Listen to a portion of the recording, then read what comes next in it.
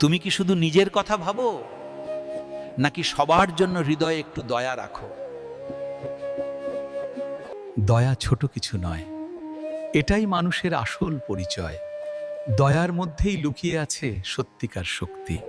অদ্দেষ্টা সর্বভূতানাম ভগবদ্গীতা আমাদের শেখায় সবার প্রতি দয়া রাখা সবচেয়ে বড় গুণ। দয়া মানে শুধু সাহায্য নয়, সবার প্রতি ভালো মনোভাব রাখা। যে মানুষ দয়ালু, সে কখনো কারো ক্ষতি করতে চায় না। দয়া আমাদের হৃদয়কে কোমল ও বড় করে তোলে।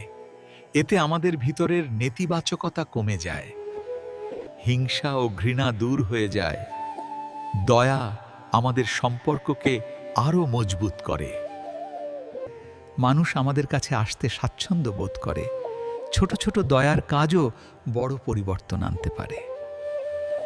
এতে সমাজে ভালোবাসা ও শান্তি ছড়িয়ে পড়ে। দয়া আমাদের ভিতরে তৃপ্তি এনে দেয়। এটি আমাদের সত্যিকার মানুষ হতে শেখায়। যে দয়া করতে পারে, সে কখনো একা থাকে না।